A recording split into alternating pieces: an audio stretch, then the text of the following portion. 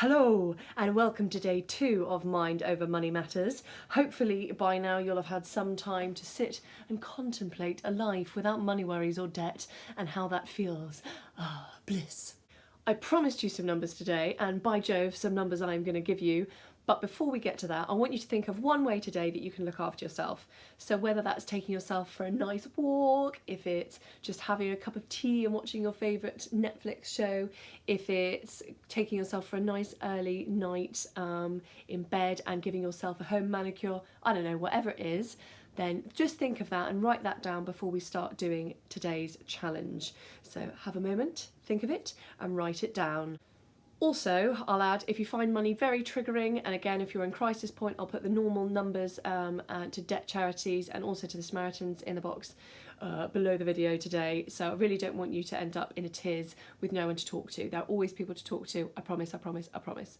All right, let's get started. Numbers, here we come. Day 2. Houston, we have a problem.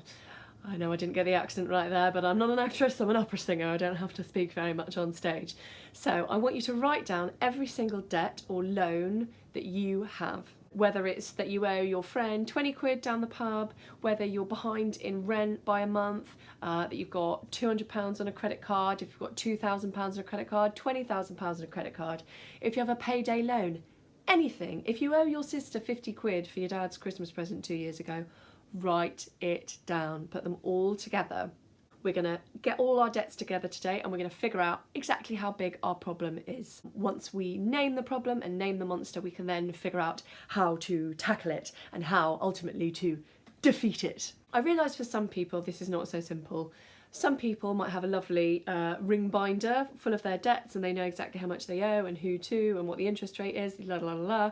Some people literally might be throwing the statements out as soon as they get there. Maybe you fall somewhere in between the two. Anyway, there is no judgment, but we're going to start sorting it out now. So start off with your easiest one that you definitely know that you've got the information about. So the 50 quid you owe your friend Ben down the pub, he's probably not charging you interest yet, but he also probably doesn't want a payment plan. So let's face it, if you owe him 50 quid, he probably just wants to get back 50 quid. That being said, there's no shame in if you've got to pay him back 10 quid at a time, you've got to pay him back 10 quid at a time. That's okay. I'm not here to judge you, I'm here to support you. All right, so if that's the simplest one you've got, then go for that first. Then if you've got a small credit card, say you've got £500 on a credit card, phone the credit card company, make yourself that cup of tea, create a safe space, get a friend to check in with you an hour after you've made the phone call maybe, but phone the bank, phone the credit card company, phone the payday loans company, phone the person you owe money to and have that conversation. Figure out what the problem is, because this is just not making it go away. We're going to make it go away by identifying it, identify that monster, and then we're going to figure out the tool and the weapon with which to defeat the debt monster. This might take you a day, it might take you a few days, you might have to wait for some information to come through the post, in which case keep checking in with this video. I'm still going to be here, I'm not going to be taking it down, I hope. So I believe in you and you can do this. There are 5 bits of information you need to find out when you're talking about these debts. Number 1. How much do you owe? What is the total amount outstanding? Number 2, what is the interest rate? What interest rate are they charging you? Ben down the pub? It's probably 0% unless he's a loan shark, and then hopefully you haven't borrowed from him. But if you have, no judgment. If it's a payday loan company, it might be 2,000%. Who knows? But find out what the interest rate is. Number 3, I want you to find out what the minimum repayment is. So if it's a credit card, it's probably at least a couple of % of what the outstanding balance is. All right, so find that out what that minimum repayment is. Finally, find out when it's due. So is it due on the 1st of the month? Is it due on the 7th of the month? Find that one out. That'll be useful information for you later on. We don't want to phone these companies every 5 minutes because it's stressful. I know it is. All right, so find out what the repayment date is. And finally, find out if there are any penalties for paying back the money early. Crazy thought. So some of them might not have any penalties. Some of them might, like a credit card, they're not going to penalise you necessarily for paying money back early.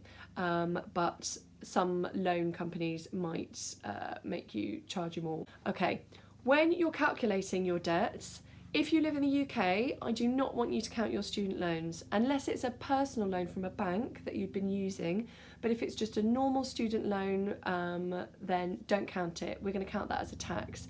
All right, this is my personal belief around student loans in the UK, that they are a tax. If you die, they are not passed on to your children or your loved ones or your family. They are different from a normal loan. Yes, they go up, yes, they accrue interest, but if you don't earn over a certain bracket, you're not going to be paying them back. Unless something massively changes, you're probably going to be safe. So let's tackle the other debts. Let's not worry about those. If you end up making millions, you can pay them off and conk them out, and that's totally fine, but we're not going to be doing that today. The other thing is, I don't want you to count your mortgage unless you're in arrears on your mortgage, so don't worry about student loans and mortgages. We're going to cover those in something totally separate. This is just concentrating on consumer debt, okay? That's really important. So here's a quick example of an imaginary person with some imaginary debts. Here I've got £20 for Ben at the pub, 0% penalty. I've written down I've probably got to pay them all back at once. I owe my housemate rent, payday loan, look at that interest rate, credit card, personal loan, and then I've totted it all up. So your sheet will look a bit like that. Maybe it'll be longer, maybe it'll be shorter. So when you found out how much debt you're in, I want you to tally it all up and give yourself a big old total, all right? That is your debt. That is how much debt you're in. Now, your net worth will come into something else. So actually, maybe you've got loads of assets and that will come in useful. But today we're just going to focus on the debt. Maybe you'll be able to knock it out in a week. Maybe it'll take you a month. Maybe it'll take you a year. Maybe it'll take you 10 years. But the point is, now we've got a number and we know what we're dealing with, and we can start to organise it in our minds better and learn how to cope with it better. It's a huge step figuring out how much debt you're in and what the problem actually is, and what's eating away at your income and eating away at your future health and sanity on some level. So congratulations. Now go away, do the work. I'll see you tomorrow. Congratulations for starting this and even watching the whole of this video, because trust me, some people will have switched off because it'll be too much for them. You can do this. Look after yourselves. Stay safe. Please reach out if you need any help. All right, I will see you tomorrow for day 3.